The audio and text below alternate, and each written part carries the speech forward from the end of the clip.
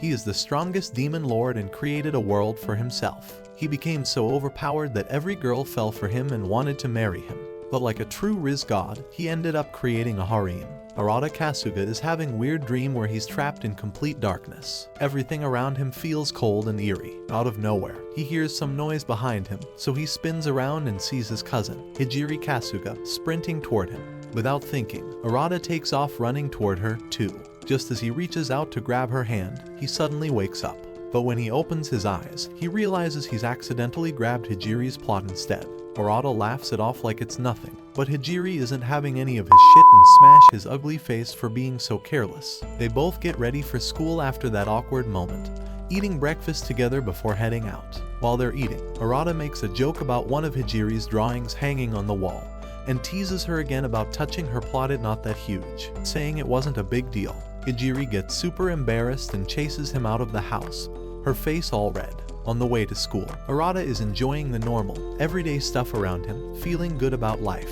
But then he notices something totally strange. The sun in the sky is pitch black. He's confused and asks Hijiri about it, but she just says that's how the sun has always been. Arata is puzzled but decides not to dwell on it too much. He keeps walking, trying to shake off the weird vibe. Suddenly, this tall, red-hair massive plot woman appears out of nowhere, looking pissed, and tells him that he has to reverse some kind of magic he did, or she'll end him right there. When he gets to school, Arata can't stop thinking about the mysterious huge plot woman's threat. He's distracted all day, and after classes, he heads up to the rooftop, hoping to get some alone time to think things through.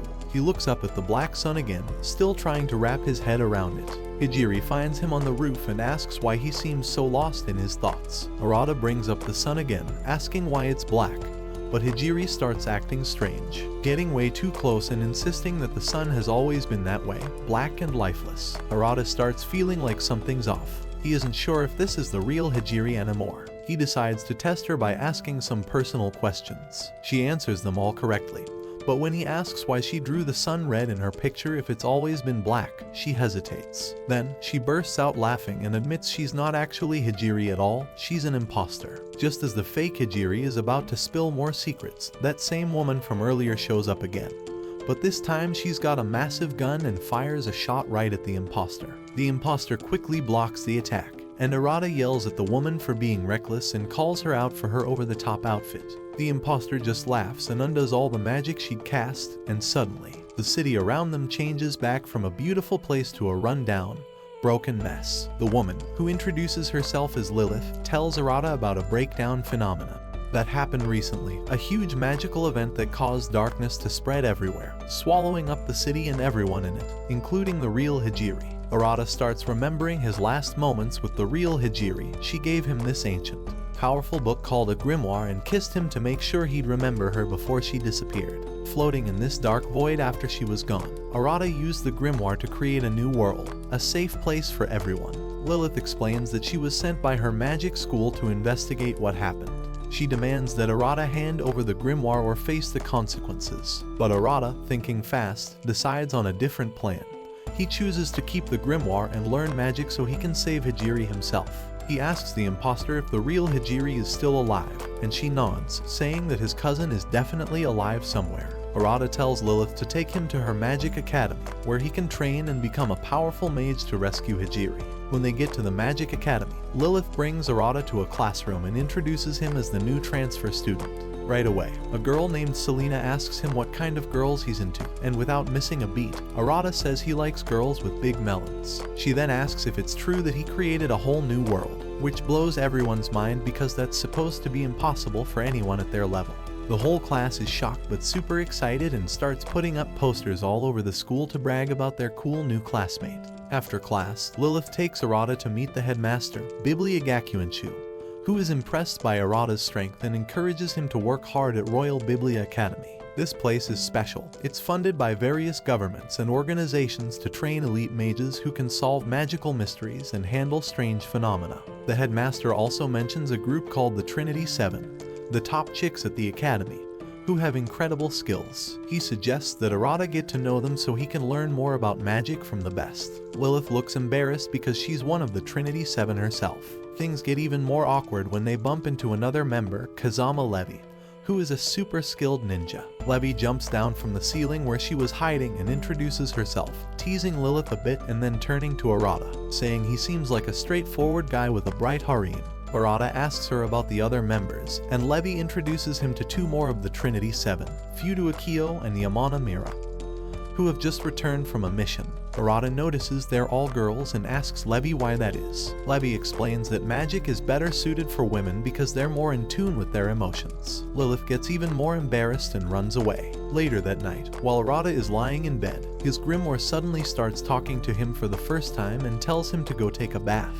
Arata heads to the men's bathroom and finds a girl already there, but he doesn't say anything at first. She offers to help him with the shampoo, and Arata is confused and surprised. He asks why she didn't scream when he showed up, but before she can answer, he freaks out and runs out.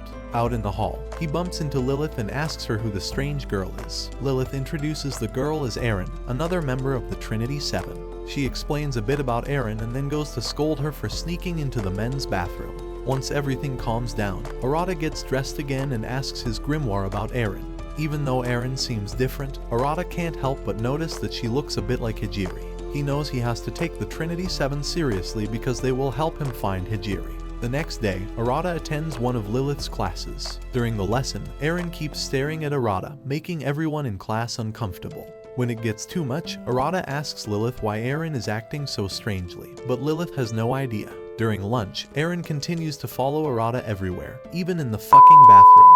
Finally, Arata stops her and asks why she's been following him all day. Erin tells him it's because she's his destined wife. Arata is shocked and asks what she means. Erin explains that she's supposed to be the Demon Lord's wife, and since Arata is a candidate for the Demon Lord, she's automatically supposed to be with him. This surprises Arata, and he tries to tell her that he's not interested in his flat board, but Erin leaves before he can say anything, hoping he'll understand her one day. After a long day at school, Arata Kasuga heads back to his dorm room, hoping to finally get some rest. But when he walks in, he finds Selena, Levy, and Lilith all waiting for him, sitting around like they have something important to talk about. Confused, Arata asks why they're there. The girls tell him they want to interview him, which catches him off guard. But he's curious, so he sits down to see what they have to ask. They start with a simple question, asking Arata what his favorite food is. He grins and says it's fried chicken. The girls laugh and joke about sneaking some poison into his meal, and Arata laughs along, thinking they're just being silly. They keep joking around that make it look like Lilith is servant of Arata, which makes her blush bright red. After some more playful banter, Arata asks them if they can teach him some magic. Feeling embarrassed from all the jokes, Lilith agrees to teach him the basics. Levy and Selena can't help but tease her more, making her even more flustered. Arata then asks about his grimoire, curious to know more. Lilith explains that the grimoire he has is called the Estelle Codex, a legendary book that contains knowledge from another world. Not much is known about it, but Lilith starts explaining the basics of magic to Arata. She tells him that to become a mage, you have to choose a thema, which is like a focus or theme for your magic. All mages build their skills around their chosen thema, and these themes are based on the 7 deadly sins, like pride or wrath. Just as Lilith is about to explain more, a strange wormhole appears on the ceiling, and everything goes dark. When Arata wakes up, he realizes he's accidentally grabbed Lilith's gigantic plot again. She slaps him, and he quickly lights up the room using his grimoire. They look around and realize they're trapped in Arata's room by some kind of prank or spell. The grimoire speaks up, saying they need to find a hidden key to unlock the door and escape. Right after giving them this clue, the grimoire goes silent and the lights go out again. Arata, not wanting to be stuck in the dark, asks the grimoire to keep the lights on so they can search for the key. The lights flicker back on, but then the grimoire goes quiet again. Arata tries some random things, like breaking a chair against the door, but nothing works. Frustrated, they all start searching the room for any clues that might help them find the key. Minutes go by, but they find nothing. Then, out of nowhere, Lilith starts to feel desperate because she needs to pee really badly. She tries to hold it in, but it's obvious she's struggling. She begs the others to hurry and find the key, and soon Levy and Selena start feeling the same way. Seeing that the girls are in a tight spot, Arata decides to take matters into his own hands. He wakes up the grimoire again and decides to play a trick to get it to spill the secret of where the key is. With the girls' help, they manage to fool the grimoire, and it finally reveals the location of the key and the barrier. Lilith quickly finds it, destroys the barrier, and the girls rush out to find the bathroom. After they leave, the Estelle Codex compliments Arata on how clever he was to trick it. Curious, Arata asks the grimoire what exactly a thema is. Just then, Aaron walks in and offers to explain it to him.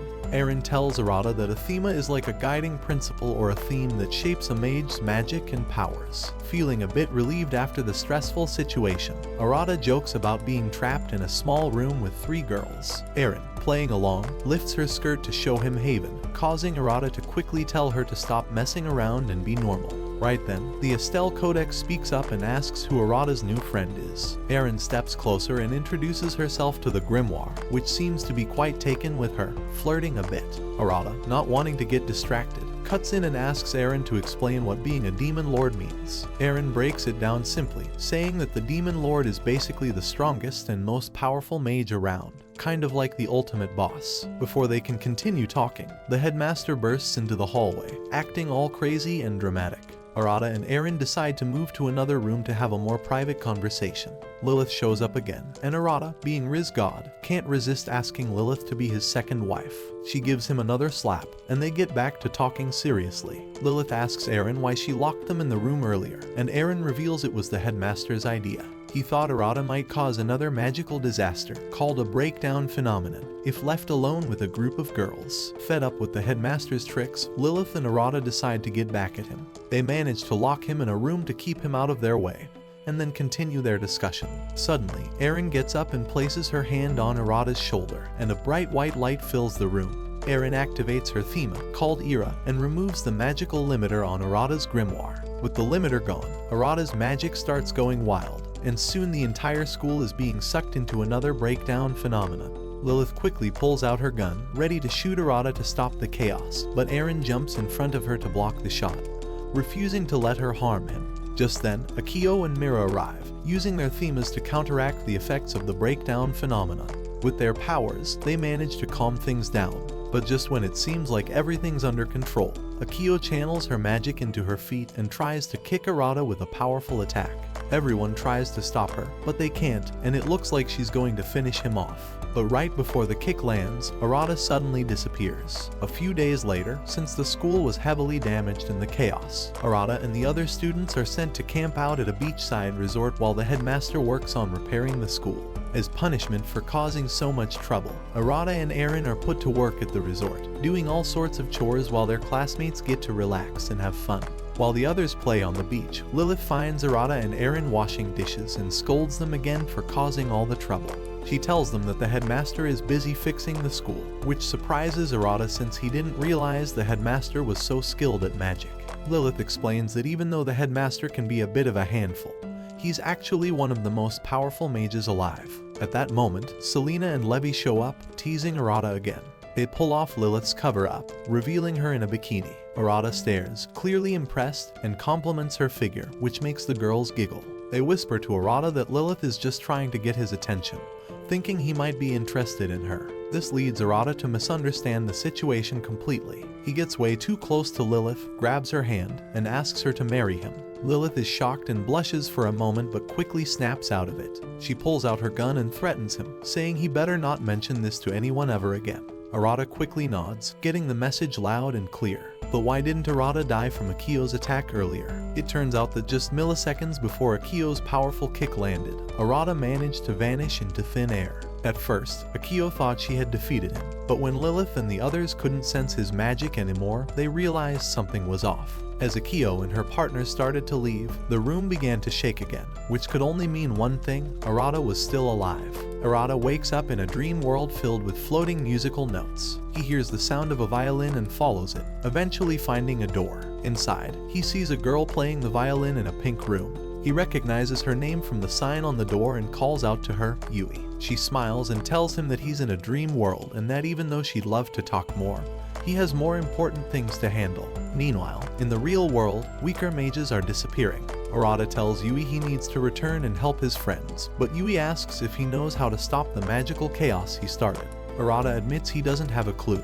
Yui reassures him and says she'll explain everything. To stop the breakdown phenomenon, Arata has to find and activate his thema, which is like choosing his path in magic. He needs to pick one of the 7 deadly sins as his theme, pride, envy, wrath, sloth, greed, gluttony, or lust. This choice will make him an official mage. After thinking it over, Arata makes his decision, thanks Yui for her help, and returns to the real world. When he gets back, he finds the girls trapped in a giant crystal ball. He somehow gets inside the ball and begs Akio and Mira to let him try to stop the breakdown phenomenon. They give him a chance, and he pulls out his grimoire, selecting his new thema, Rule, from the Archive of Pride, which is the opposite of Mira's thema, Justice. As soon as the grimoire locates the right page, Arata transforms into his powerful Magus mode. With his new abilities, he not only stops the magical chaos but accidentally makes the girls' clothes vanish too. The girls freeze in shock, unsure of what just happened. Mira and Akio quickly cover up and leave, embarrassed. Then, to his surprise, Arata's clothes disappear as well. Afterward, he boasts about his Magus mode to the others, but Lilith scolds him for showing his Excalibur. Levi steps in, teasing Lilith by poking her plot, which makes Lilith blush and moan in cultural way. Losing her patience, Lilith pulls out her gun and fires, blowing a hole in the beach house wall in frustration. Later on, Selena and Arata are hanging out alone by the rocks near the beach. Selena asks Arata if he could show her his Excalibur, Magus mode, so she can take some notes and study his powers. Arata isn't too sure about showing off, but he decides to summon his grimoire, the Estelle Codex, anyway. The grimoire starts teasing him, but Selena manages to convince it to let her see Arata's Magus mode. Since they're alone, Arata activates his Magus mode, but Selena quickly traps him with a binding spell so she can take some pictures. Arata breaks free from the spell, but in the process, he accidentally tears Selena's plot armor. That night, while they are heading back to their rooms, Selena tells Levi about the embarrassing moment with Arata. Levi laughs and calls Arata a pervert for ripping Selena's clothes. Just then, they hear some sus noises coming from Lilith's room. Curious, they sneak closer to listen in, trying to figure out what's going on. The noises get louder, and they can't help but eavesdrop. Suddenly, Lilith swings the door open and catches them spying, smacking both of them on the head as punishment. After getting caught, Levi asks what was going on in the room. Arata explains that he's been trying to practice and improve his magic skills so he can become stronger and eventually save his cousin, Hijiri. One of the girls suggests they should talk more about their problems while relaxing in the outdoor bath. Everyone agrees, and they all head that way. On their walk, Arata remembers some moments he had with the headmaster and asks about the last two members of the Trinity 7 he hasn't met yet. Selena explains that one of them is Yui, a strange mage who only communicates with people through their dreams. Arata surprises them by saying he met Yui in one of his dreams. When he asks about the last member, Lilith says they have no idea where that person is right now. Soon, they arrive at the mixed-gender bath and get ready to take a dip. Arata is a bit disappointed to see the girls wearing their swimsuits. He had thought they might go in without anything on. Mira gets annoyed at his comment and decides to leave the bath with her partner, Akio. Trying to make conversation, Arata asks what the deal is with Akio and Mira. Selena explains their powers to him, then shifts the conversation back to Arata's own magic skills. After chatting for a while, Selena suggests that Arata create a magical weapon, like a sword or a gun, to boost his abilities. Arata is interested and asks Lilith if he can see her magic gun so he can learn from it. Lilith warns him that it's not as simple as copying someone else's magic because each mage has a unique theme and their own way of using magic. Everyone agrees with Lilith, teasing Arata and calling him a level 1 demon lord since he's just starting out. But Arata doesn't give up easily. He gets out of the bath, bows his head, and begs Lilith to show him her gun. After some persuasion, Lilith finally agrees and summons her magic gun, but not before giving him a light slap for being so pushy. Arata then asks the Estelle Codex to create a similar weapon for him. To everyone's shock, the grimoire actually makes a magic gun just like Lilith's. Lilith is stunned, realizing that Arata can somehow copy other mages' magic techniques, which is supposed to be impossible. Everyone is left speechless by this revelation. Later, as Arata and Lilith are walking down the school corridors, Arata can't stop bragging about his new ability to copy magic. Lilith tries to calm him down, reminding him not to get too arrogant because all he's really doing is copying the surface level of the magic, not mastering it completely. When they reach the classroom, they find everyone asleep. Arata jokes that it's Lilith's fault for leaving her students alone, but Lilith looks closer and realizes something is wrong. Soon, the other members of the Trinity 7 gather in the headmaster's office to discuss the situation.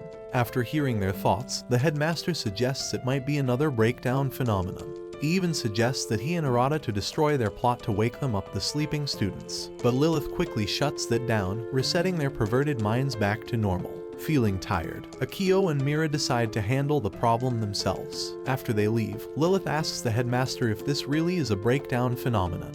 He sighs and mentions an underground dungeon where the sixth member of the Trinity Seven, Yui, is currently located. Arata immediately realizes Yui is the girl he saw in his dreams. The headmaster gives them directions to the dungeon, and the group sets off to investigate. As they head down into the dungeon, they notice weird star and diamond patterns on the walls, making the place look like something out of a dream. Levi tells Arata about Yui's powerful abilities, how she could potentially put the entire world to sleep if she wanted. There are even rumors that Yui's powers are almost as strong as those of the Demon Lord or even the headmaster, who is supposed to be the strongest mage. Understanding how serious this mission is, Arata and the others switch into their Magus modes and follow Levi through a tunnel. While walking through the tunnel, they run into some creepy shadow creatures from another dimension.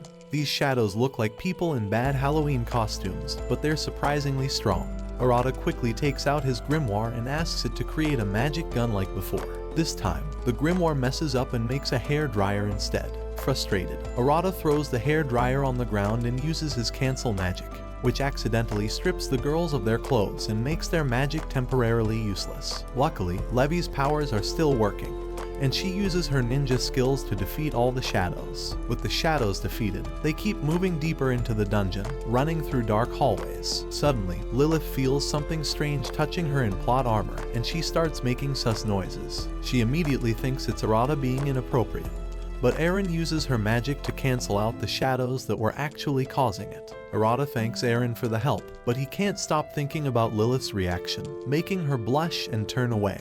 Just then, more shadows appear, but Levi quickly slices them up again. As they continue forward, Levi gives Arata some advice on becoming a demon lord faster and encourages him to keep going so she can see what kind of demon he'll turn into. After clearing out the shadows, they move on, finally reaching the bottom level of the dungeon. Along the way, they run into Akio and Mira and stop to talk. Arata asks why they're so focused on blaming Yui, suggesting that there could be another reason for the breakdown phenomenon. Akio and Mira aren't interested in talking.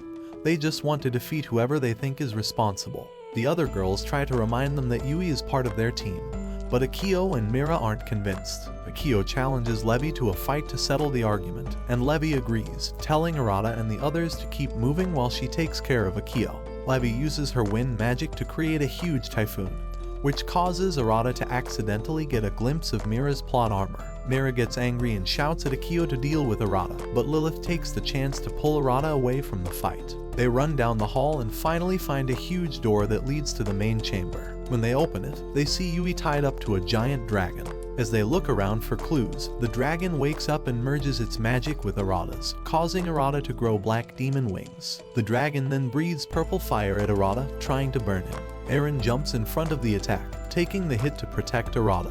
Lilith quickly fires her magic gun at the dragon, which weakens it for a short time.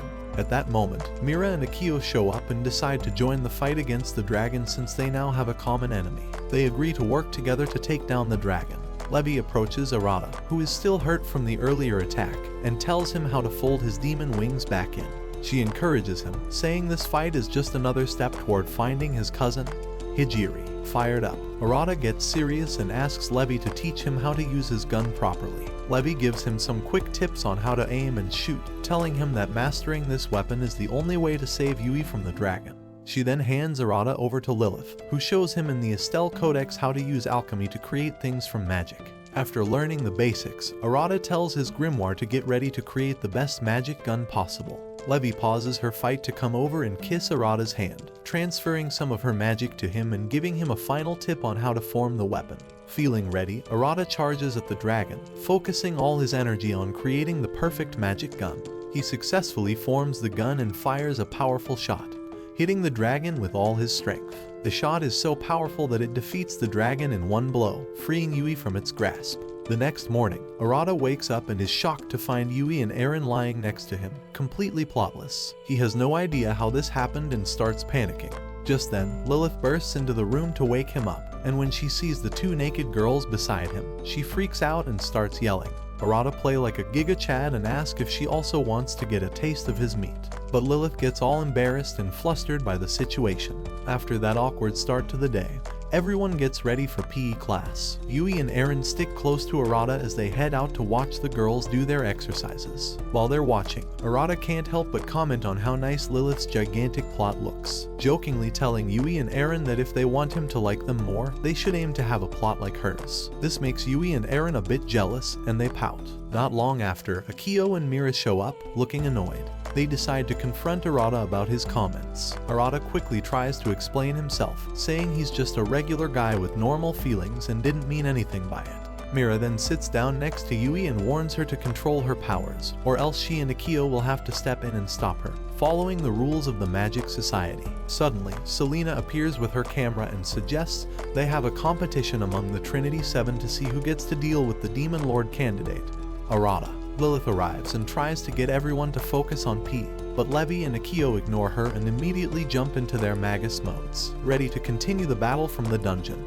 Aaron doesn't hesitate and joins in, activating her own Magus mode. Selena is thrilled and starts snapping photos of the action, capturing every moment. She then looks over at Lilith and asks her to join the fight, too. Lilith, feeling shy as usual, just covers her plot, not wanting to get involved. Yui, licking her lips, decides to get serious. She connects to her archive and, for the first time in front of everyone, activates her Magus mode. She prepares herself to join the battle. Using her special power, Star Night Serenade, Yui transports everyone into her dream world. Inside the dream, everyone falls asleep except for Arata, who remains awake. Yui walks up to Arata, and they start talking about random things. They're having a nice chat until Mira suddenly appears out of nowhere. Mira managed to resist Yui's magic and stay awake. She complains about Yui's weird behavior and then fades away again. Yui, feeling playful, tries to kiss Arata, but he stops her, asking to know more about her first. Yui gets a little upset but then decides to open up.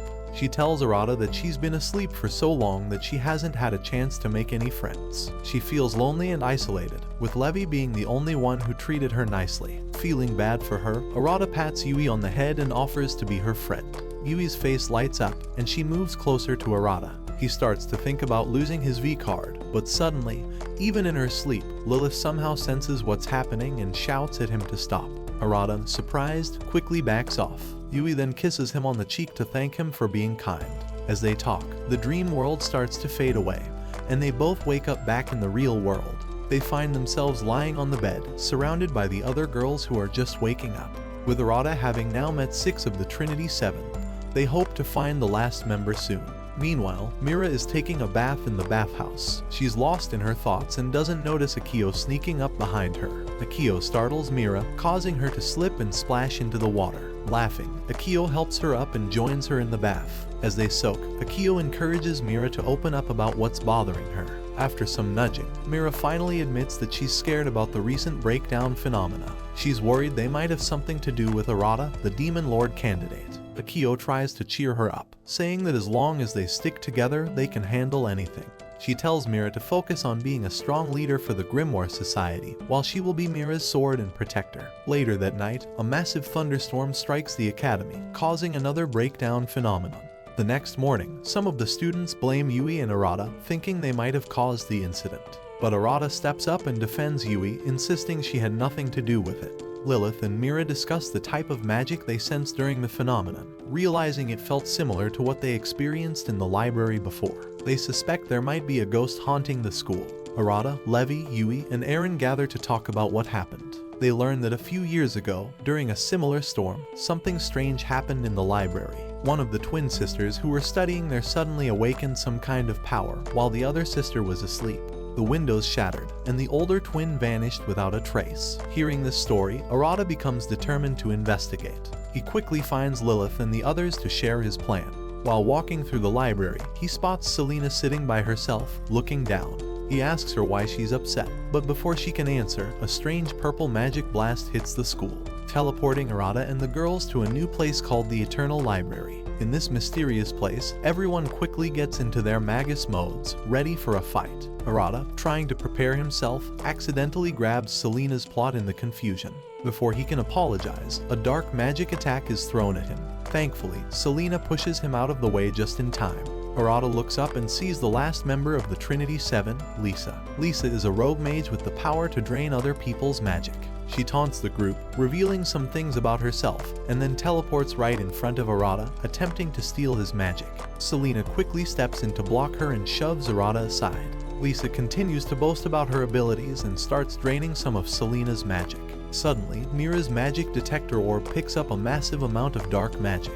Lisa grows black wings and transforms into a demon lord candidate, just like Arata. Meanwhile, Selena is left weak and struggling to breathe after Lisa drains her magic. Seeing her friend in such a bad state, Lilith challenges Lisa, accusing her of being cruel to her own sister. When talking doesn't work, Arata decides to step up.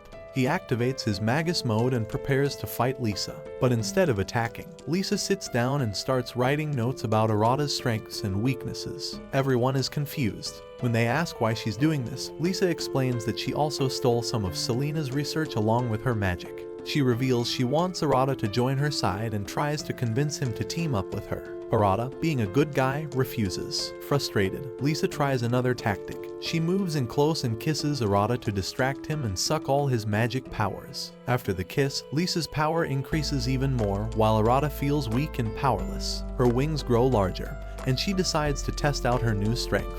She snaps her fingers and uses Arata's magic to strip all the girls of their clothes, except for Mira, who had her protective magic ready, and Levi, who quickly dodged out of the way. Levi and Mira come up with a plan and prepare to attack. Levi goes in first, but Lisa underestimates her and barely avoids a serious hit. Levi lands and gets ready for Lisa's counterattack, but Lisa teleports behind her, trying to trap Levi's arm with her magic.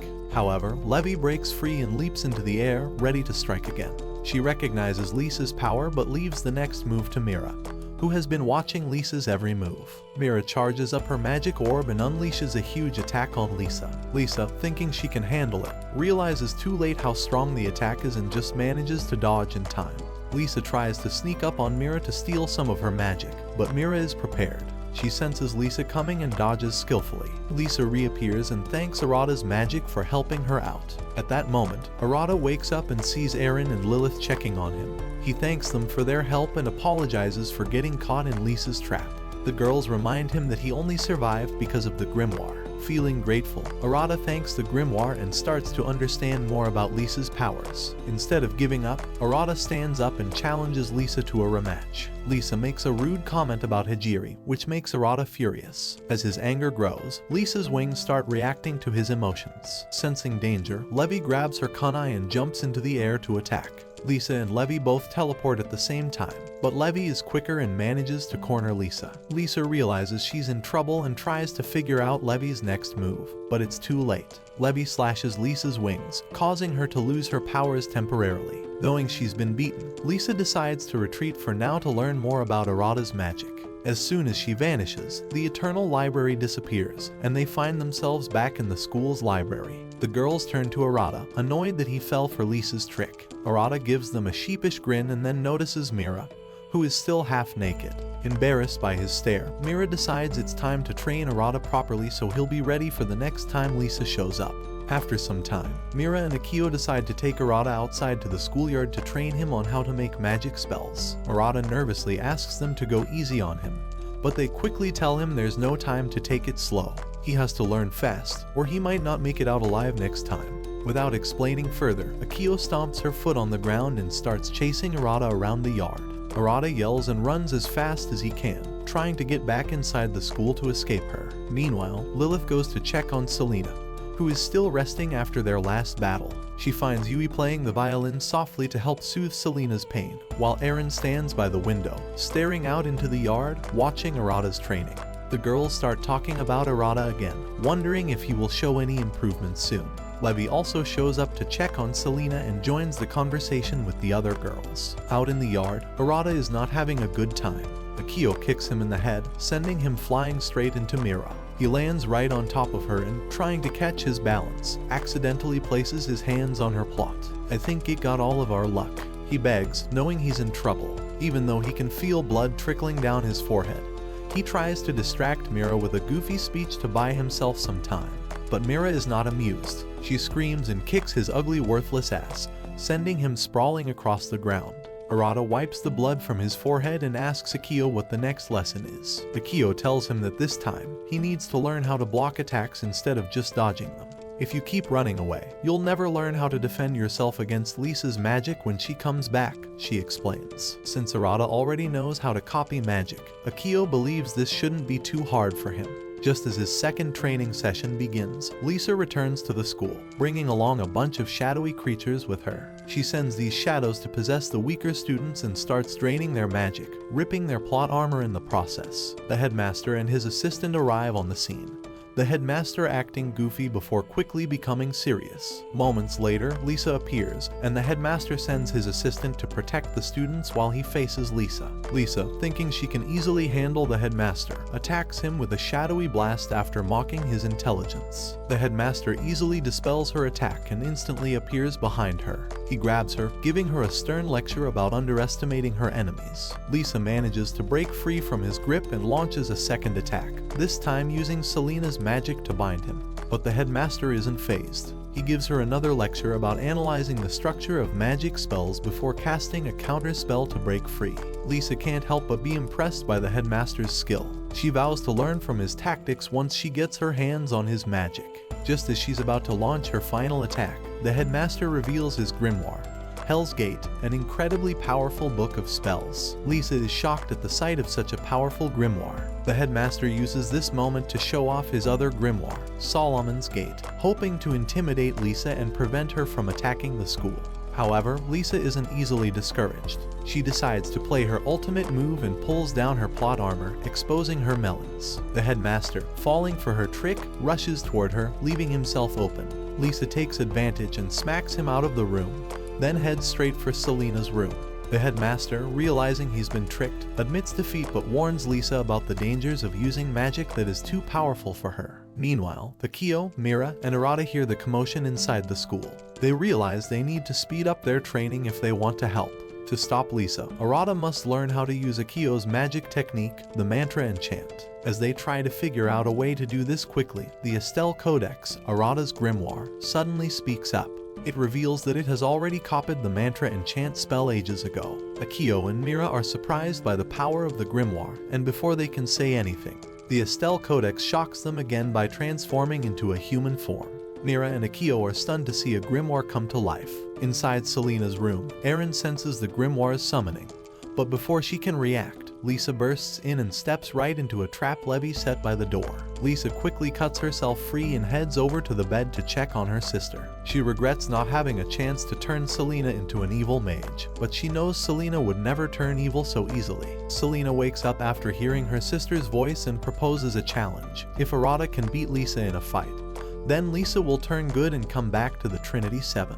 Lisa laughs and tells Selena it's nearly impossible for her to change her ways. She gently puts Selena back to sleep, then summons her demon wings, preparing to attack the girls. Just then, Arata arrives with the enhanced mantra enchant and stops Lisa from harming the girls, thanks to help from the Estelle Codex, now calling herself Sora. Sora introduces herself to the girls and leaves the rest of the explanation to Arata. Arata explains that Sora told him to pour all his willpower into the mantra enchant spell to make it strong enough to defeat Lisa. Akio agrees, adding that putting everything he has into the spell will make it 10 times stronger. With her energy fading, Akio infuses some of her power into Arata's grimoire, and then collapses for a bit. Now fully charged, Arata knows he has to prove himself as the Demon Lord candidate. He charges at Lisa, ready to make his move, but suddenly stops when her bra falls off. Lisa is confused and tries to blame it on a mistake, but the whole room is baffled. Maybe she didn't tie her bra straps properly. They all pause the fight for a moment and start talking about silly things like kisses and huge plot. Luckily, Lisa gets her clothes back on and prepares to fight again. Arata summons the blue mantra enchant dragon and rushes toward Lisa to plant the mantra on her. Lisa sees him coming and teleports behind him. Arata tries to counter her move, but Lisa keeps teleporting all over the room. She catches him off guard and places her hand on his plot. But Arata's body has already been reinforced with magic, so her spells don't work. They both pause again to chat about silly things. Then Lisa decides to use her strongest spell, the Lost Technica secret spell of Acedia, which slows down time across the entire school. This spell makes everything move so slowly that everyone appears to be frozen. She gives Arata a moment to say his goodbyes before freezing him completely. But Arata, smiling confidently, dares Lisa to come for his magic. Just before Lisa freezes him and Sora in time, Arata sticks out his tongue and quickly shares a plan with Sora. Lisa notices something suspicious but decides to ignore it. She freezes Arata, walks up to him, and kisses him. However, right after the kiss, she starts feeling the effects of the mantra enchant. She falls to her knees in pain as Arata and Sora break free from the time spell. It turns out that when Lisa kissed Arata's tongue, she touched the mantra sedum spell he had placed there, which blocked her powers. Now, Lisa loses control of her magic and becomes too weak to break out of the frozen state. Instead of attacking her, Arata hugs Lisa and begs her to come back to the Trinity 7. Lisa gets emotional and admits that using the time freeze spell was a mistake. Lisa explains that any mage who uses the time freeze spell risks getting stuck in it because there's no known spell to break free from it. Accepting her fate, Lisa kisses Arata for real this time and returns them all to the real world. Arata pleads with her to remember her sister and fight to break free with all her strength. Lisa smiles and releases the time freeze spell. Back in the real world, Arata finds himself accidentally grabbing Lilith's plot again. After getting punished by Lilith, everyone turns their attention to Selena, who is still worried about her sister. Although Lisa was an evil mage, Mira decides to give Sora and Selena the authority to teach Arata the Logos arts, so he can gain enough experience to one day release Lisa from the time freeze spell. With Mira's blessing, she leaves the room with Akio, and Arata gets up, determined to get Lisa back to their side. Outside the school, the headmaster and his assistant are preparing to investigate a school in the west that was recently attacked and destroyed by Iscariot, an evil mage cult with members like Lisa. A few days later, Arata dives into learning Logos magic arts, which is one of the toughest types of magic out there. During one of his lessons, he's supposed to be drawing magic circles, but he just can't seem to focus. Frustrated, he asks Levi and the other girls for help. Levi, always ready with a joke, tells him he should lick his fingers to help him concentrate better. Arata blushes, knowing that's way too strange for him to even try. Yui, giggling, then offers to let him hold her plot if it would give him inspiration. But, to everyone's surprise, Arata turns down their silly offers. He says he's saving all that for another day. This really surprises Lilith, who's been secretly watching from a distance. She's impressed that Arata is staying focused, even with all these distractions around him. After the lessons are over for the day, Lilith decides to follow Arata back to his dorm room. She wants to congratulate him on how hard he's been working. She ends up going inside his room to talk more about his magic training. While they're talking, Sora, Arata's grimoire, appears and changes into her human form to join in on the conversation. Lilith tells Arata that she's happy he's improving, but she's also worried he might get too full of himself and make a mistake.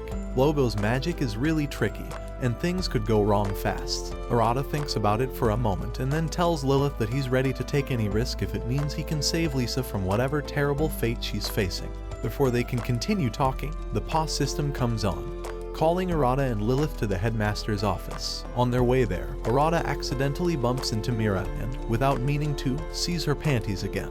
Mira gets super mad and yells at him while the headmaster just laughs at the awkward situation. Soon, all the members of the Trinity 7 are gathered in the office. The headmaster announces that Arata is getting promoted to assistant head chief of inspection. Mira is shocked and asks why Arata is getting such a big job. The headmaster explains that Lilith will be guiding Arata to help him learn and do a good job.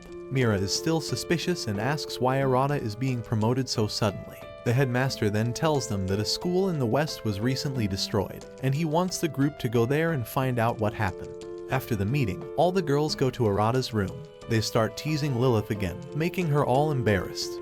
But this time Arata tries his best not to look at anyone's plot.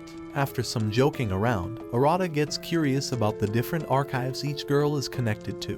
Lilith explains the archives, but when it comes to her own, she gets really shy. Arata tries to encourage her to share, but she's too embarrassed. After a lot of persuasion, she finally admits her theme is lust from the archive of Luxuria. Arata starts to get why Lilith is often so shy about her magic and her body. Feeling awkward, Lilith sits down and even starts to cry a little. Arata tries to make her feel better but almost gets blasted for teasing her again.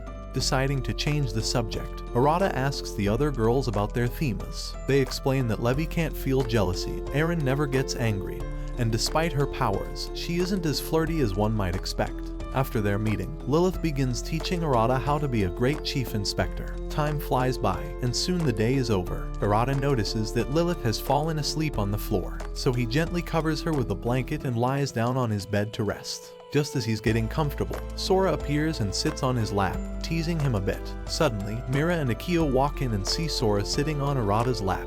Mira shrieks and starts scolding Arata, thinking he's doing something inappropriate with his grimoire. Akio, trying to lighten the mood, lets it slip that Mira has been really interested in Arata's progress, and has even been changing her clothes more often to feel more comfortable around him. Mira turns bright red, super embarrassed, and yells at Arata again. After everyone calms down, they discuss the recent breakdown phenomena that destroyed schools in the West. Akio shares that the Great Liber Magic Academy was also destroyed around the same time Lisa attacked them. Sora asks how they plan to get there, and Akio mentions a powerful magic teleporter that can instantly transport them to another city. Arata gets excited about using the teleporter, but then Sora makes a teasing comment about Mira's plot, and everyone starts teasing Mira. During all the joking, a cockroach crawls onto Mira, making her scream and jump onto Arata. The noise wakes Lilith, who sees Mira on Arata's lap and, thinking something's happening, pulls out her gun and blasts a hole in the wall to break up the chaos. The next day, Lilith continues Arata's training in magic. During their lunch break, Arata gets to relax in the bath with the girls. Lilith takes him to a special VIP bath that has a fantastic view of the entire city. She thinks it's the perfect spot for Arata to unwind after all his hard work. Arata thanks Lilith for the amazing view and the special treatment but seems a bit down. Lilith notices and asks him what's on his mind. Arata shyly compliments her smile, which makes Lilith blush. She then splashes him with water using her gun, making everyone laugh.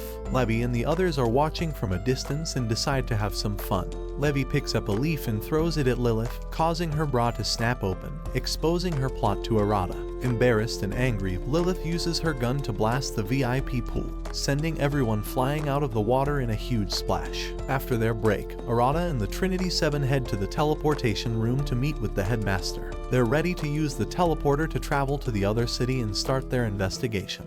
As they begin the teleportation process, something goes wrong and the machine starts to malfunction.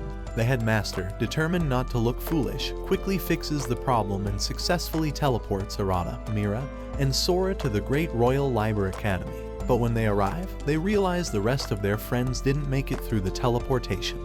Just as they start looking around, someone who looks exactly like Hijiri appears and tries to trick Arata. Mira quickly realizes it's a fake and uses her magic to attack the imposter. The fake Hijiri blocks the attack and retreats, saying she'll meet Arata again soon. Arata tries to get her to reveal who she really is, but she disappears into thin air. After she's gone, Sora explains that the imposter is actually the Iliad fragment, another grimoire like herself that copied Hijiri's memories and personality. This fake grimoire was pretending to be Hijiri to fool Arata, while the real Hijiri is trapped in the Shadow Realm.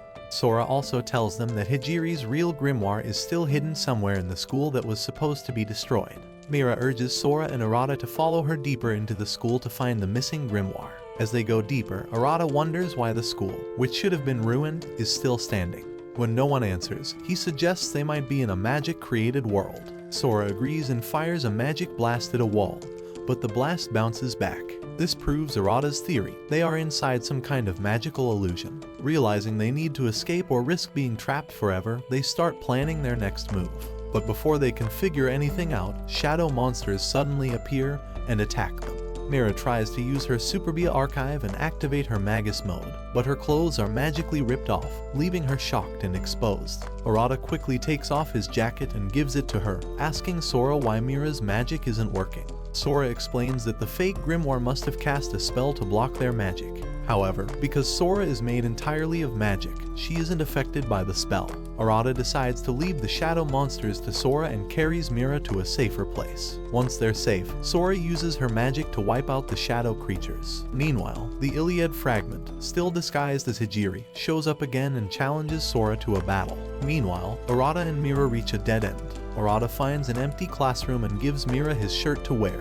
Mira puts it on, and Arata tries to lighten the mood by telling her she looks good in it. They sit down and brainstorm how to escape from this fake world. Mira suggests they need to find a broadcast station, which could be in the center of the school or scattered around the edges, to create a magic circle that could help them escape. Arata, determined to get them out, decides to head to the center of the school to check it out. Mira, worried about him going alone, insists on coming along to help. Realizing he could use all the help he can get, Arata agrees, and together they start their search for the way out. While Arata and Mira are trying to figure out their next move, Sora and the Iliad fragment are in the middle of a fierce battle. They keep throwing magic spells at each other, taunting one another to unleash their strongest attacks. The fight gets intense, with both of them pushing their limits. Sora decides to use the most powerful spell in her grimoire, causing a massive breakdown phenomenon that nearly wipes out the Iliad fragment and the entire school. Just in time, the Iliad fragment counters by summoning her black box prison, trapping Sora inside and continuing her hunt for Arata. Meanwhile, Arata and Mira wander through the school, looking for a way to break free from the strange illusion. After searching for a while, they finally reach the center of the school. To get to the exact spot, they need to climb a tall ladder up a high wall. Mira tries to go first, but the wind keeps blowing her shirt up, showing her underwear. Arata notices this and realizes Mira is more modest than some of the other girls, like Erin or Levi, who are always a bit more daring. Wanting to protect her pride, Arata offers to carry Mira up instead. Mira, feeling embarrassed but trusting Arata, agrees. She climbs onto his back, and Arata starts the climb. As he carries her up, Arata asks Mira how she got to be so skilled at magic and earned such a high position at the academy. Mira, feeling comfortable enough to share, tells him it wasn't just her magical abilities. She starts to open up about her childhood. Mira explains that she had strong magical powers from a young age, but she was always afraid of hurting people, so she kept her distance and didn't make any friends. That all changed when she met Akio. Akio taught her how to control her magic and helped her experience the normal things every girl should. One day, while practicing, Mira lost control of her magic orb and collapsed. Akio found her just in time and carried her to safety, waiting by her side until she woke up. When Mira woke up, Akio told her to stop being afraid of her magic and to use it proudly. Since then, Mira has made it her mission to use her magic to bring justice and peace. As she shares her story, Arata listens closely, understanding Mira better. Mira blushes a little, feeling shy about sharing so much, and playfully scolds Arata for being so nosy. Arata laughs and says he likes her just the way she is, which makes Mira smile and urge him to keep climbing faster. After some effort, Arata finally reaches the top of the school center with Mira on his back. As they arrive, they see Sora trapped in the black box prison that the Iliad fragment created earlier. Before they can plan how to rescue her, the Iliad fragment appears and threatens to destroy Sora, trapping Arata and Mira in this illusion forever. She summons shadow monsters to surround them, creating a magical barrier to keep them from escaping. While thinking of a way to break free, Arata hears Sora's voice in his mind. She tells him telepathically that the school is under a barrier with the same magic as her prison. If Arata can destroy the barrier trapping her, the whole illusion will collapse, freeing everyone. Arata quickly thinks of a plan. He offers to surrender to the Iliad fragment on the condition that she lets Mira go. Mira tries to stop him, not wanting him to risk himself, but Arata is determined to save her and Sora. The Iliad fragment, believing she has the upper hand, agrees to the deal. She reveals that the real Hijiri's goal is to destroy the world and that she's only following orders. Then she begins casting a powerful spell, aiming to finish Mira off.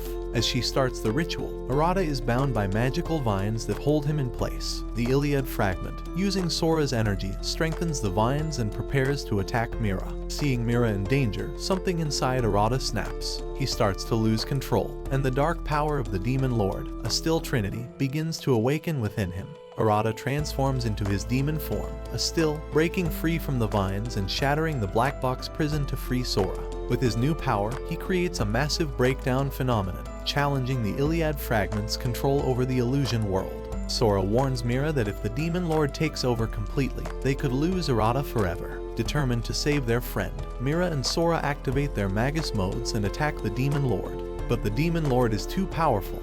He easily dispels their magic, tearing their clothes apart with a single swipe. He then moves close to Mira, about to kiss her. Mira, however, bravely slaps him and shouts at him to remember who he really is, reminding him of his friends and the promise to save Hijiri. This causes Arata to hesitate, and Sora takes the opportunity to suppress the Demon Lord's presence, bringing Arata back to himself. Now back to normal, Arata asks Sora how they can escape this illusion world. Sora tells him they need to defeat the Iliad fragment to break the barrier. Arata, however, decides he doesn't want to fight her. Instead, he thanks the Iliad fragment for everything she's done and asks her for help to break free. Surprised, the Iliad fragment admits that the world is no longer under her control since the demon lord's power has taken over. Arata and his friends share a lighthearted laugh, which confuses the Iliad fragment. She asks why they're laughing in such a dangerous situation. Arata smiles and says they always find a way out, no matter what. Coming up with a new plan, Arata pulls out his magic gun and asks everyone to combine their powers with his. Together, they aim to destroy the black sun in the sky,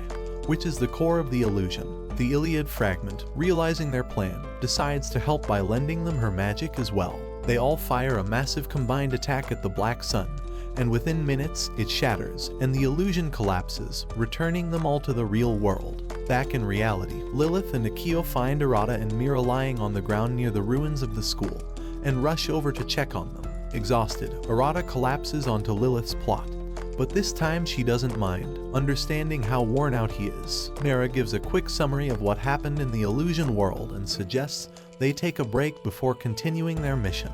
Lilith and Akio help carry Arata and Mira to a safe spot to rest. As they leave, Lilith senses something watching them from the ruins but decides to ignore it for now. As Arata recovers his strength, Mira fills Lilith in on all the details of what happened in the illusion world. She describes how powerful and cool Arata was, but also mentions how he almost lost control. Akio jokes about ending Arata if he loses control again, but Mira and Lilith defend him, saying he did his best. After some teasing, they discuss the threat of the Iscariot cult, a dangerous group behind many recent attacks. A few hours later, Arata wakes up and sees a vision of Hijiri from the illusion world. She's still trapped there, waiting for him. Arata apologizes for not being able to save her sooner and vows to get stronger so he can break the barrier and bring her back. Hijiri smiles, calling him her brave cousin and a promising demon lord candidate. She tells him to keep trying and promises they'll meet again soon. Just as Arata starts to feel hopeful, the Iliad fragment reappears, ready to attack. But Lilith quickly steps in, separating Hijiri's illusion from Arata. Suddenly, the real Hijiri shows up and challenges Lilith to a fight. She tears off her clothes and activates her era archive, summoning dark magic called Compound Thema Satan. Impressed by Hijiri's skill, Lilith prepares to defend Arata. Hijiri decides to steal Arata's magic to control him. She casts a powerful spell, Black Azrael, aimed straight at Lilith, but Aaron arrives just in time to block the attack with her Ruina magic. When asked how she knew they were under attack, Aaron explains she heard Arata calling her for help. Soon, Akio and Mira arrive, ready to defend Arata from Hijiri. Hijiri, impressed by her cousin's ability to rally his friends, conjures a magic circle and warns them that the Iscariot cult will come for them again. She then vanishes, telling Arata to hurry back to her or risk losing everything. After she's gone, Arata thanks Aaron for saving him and gently pats her hand. Mira interrupts the moment, reminding everyone that Hijiri is probably heading to their school next, now that this one is destroyed. They look around at the ruined school and spot the Iscariot group launching an attack. Gathering their strength, Arata and the others prepare to return to their school and defend it against the evil mages. Back at the school, things are getting worse. The Iscariot mages are causing heavy damage, and only the headmaster and Levi are strong enough to hold them off for now. They're fighting fiercely, trying to buy time until the others return. Levi steps forward to face her opponent from the Iscariot group, a mage named Lug, who seems to know her well. They greet each other cautiously, sizing each other up. The headmaster, choosing to stay out of the fight for now, cheers Levi on from the sidelines. Yui informs Levi that she has safely moved all the students into her dream world, so she can fight without holding back. She wishes Levi good luck as she prepares for her battle. Levi is the first to make a move in her fight against Lug. She uses her hidden mirage technique to create afterimages, confusing Lug. Lug, however, quickly slashes through the illusions, staying alert for Levi's real attack. Just as Lug starts to catch on, the real Levi sneaks up behind her, ready to strike a finishing blow. But Lug is prepared, she sees Levi coming and blocks her attack easily. After a few intense seconds of combat, Levi manages to land a hit, slashing Lug's throat. Angry, Lug retaliates with a powerful slash across Levi's chest. Yui, watching from her dream world where she has hidden the students for safety, feels a surge of panic and nearly loses control of her powers. She can't stand seeing Levi hurt so badly. Levi coughs up blood but refuses to stay down. She gets back up, determined to continue the fight. Realizing she's in real danger, Levi decides to break the rules and use her last crest, a forbidden magic that could cost her life. She grips her kunai between her teeth and uses her Leviathan thema, creating multiple typhoons of wind to surround Lug. At first, Lug is impressed by the sheer strength of Levi's magic, but then she sneers, mocking Levi for using such a weak spell. With a few insulting words, Lug easily dispels the typhoons and looks around for Levi, who has vanished. It turns out Levi had faked using her last crest to create a distraction, allowing her to escape back inside the school to heal her wounds and recover. Inside the school, Levi quickly finds the headmaster. She needs his help to heal quickly before Lug catches up. She's exhausted and badly wounded, but the headmaster begins to heal her with his magic. As she recovers, Yui reaches out from the dream world to check on Levi, making sure she's okay. Levi reassures her that she's fine for now but admits she'll need help soon. She can't take down these evil mages on her own. In another part of the world, Arata, Mira, Akil, Lilith, and Aaron arrive in front of a crumbling structure. They quickly exchange information about it and use their combined powers to teleport back to the real world, ready to join the battle at their school. Back at the school, Levi is feeling a bit stronger and goes out to confront Lug again. This time, she uses her binding shadow threads to trap Lug between tight wires, making it impossible for her to move without risking losing a limb. Lug, however, isn't ready to give up. She summons her three powerful Theas, the Bannock, a mighty lance, Fragarach, a deadly sword, and Clom Souls, metal wings attached to her back. These weapons break Levi's binding wires, freeing Lug to attack. Without hesitation, Lug teleports close to Levi and strikes her in the chest again. Levi falls to the ground, causing Yui, still watching from her dream world, to panic. She considers leaving the students she's protecting to help Levi, but she knows it's too risky. Instead, Selena decides to go out and help. She breaks free from the dream world and binds Lug with her magic before rushing over to check on Levi. Lug quickly frees herself from the restraints and launches a powerful attack on both Selena and Levi, blasting a hole in the floor. Thinking she's defeated her enemies, Lug turns her attention to the headmaster. But to her surprise, Selena calls out her name from the hole in the floor. Selena has switched consciousness with her sister, Lisa, who was trapped in a realm of frozen time. Now back and stronger than ever, Selena plans to protect her friends with all her strength. She uses her magic camera lens to call her elder twin sister, Lisa, telling her to get ready to fight. Lug lunges at Lisa, but Lisa dodges the attack and binds Lug in place. Desperate, Lug sacrifices one of her legendary weapons to break free and charges at Lisa again. This time, Lisa dodges and gives Levi, who has recovered from her wounds, the chance to strike. Levi attacks Lug, breaking her metal wings and leaving her with only her sword. Now severely weakened, Lug faces the risk of being defeated. But the tide turns when her partner, Hijiri, appears through a wormhole. Hijiri discusses some things with the group and tries to convince Lisa to join their side again.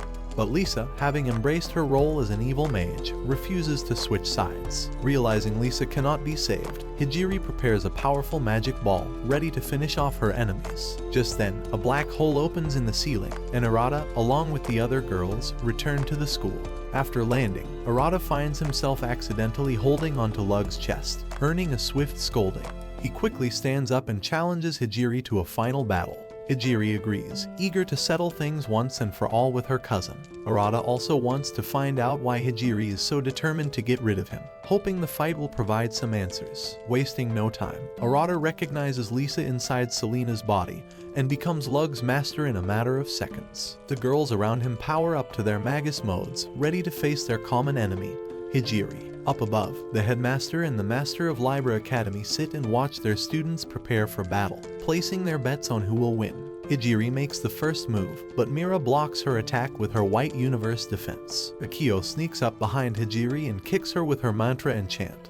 But Lug steps in, using her last remaining weapon to defend Hijiri. With Lug's weapon destroyed, Lisa and Levi rush forward to attack Hijiri, but she blocks their attacks effortlessly. She taunts them, explaining her magic abilities, daring them to come at her. Levi and Lisa quickly switch places, confusing Hijiri just long enough for Aaron to weaken her defenses from above. With Hijiri's guard down, Lilith and Arata charge up a powerful combined attack.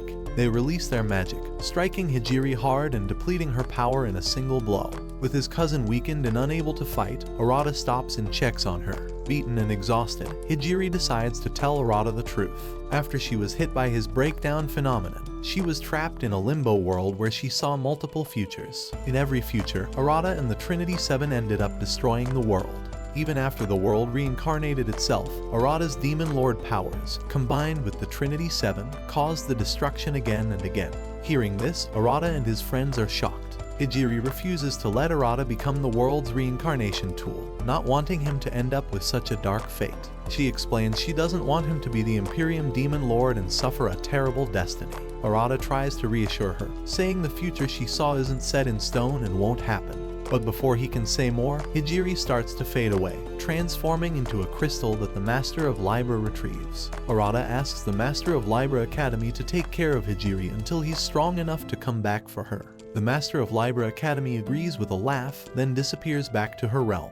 With the battle over, Arata turns to his friends and, to everyone's surprise, strips off his clothes, revealing his battle scars and signaling his readiness for whatever comes next. A little while later, Lilith finds Arata outside the school grounds, sitting on a bench. She invites him to take a walk into town to see the sights and clear his mind. Arata agrees, and as they walk through town, he thanks Lilith for always being there to set him straight. He asks how he can repay her, and Lilith jokingly suggests he take her out to lunch. Arata takes Lilith to a romantic restaurant nearby, where they find Mira working as a maid. Mira turns bright red, embarrassed by her outfit, knowing Arata will tease her about it. Akio shows up seconds later and serves them a delicious feast. Arata and Lilith have a great time together, sharing stories and enjoying the food.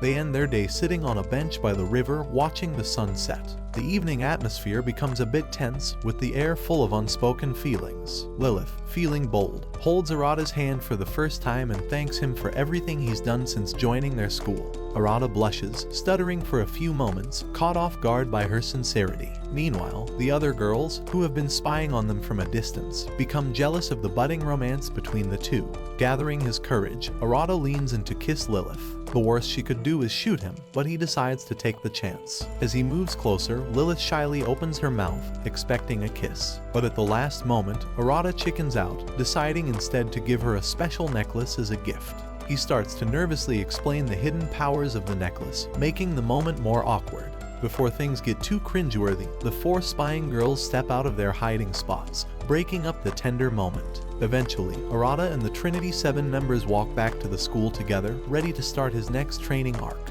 determined to get stronger and finally rescue his sister from whatever dark fate awaits her. And that's where this ends. Watch this next video.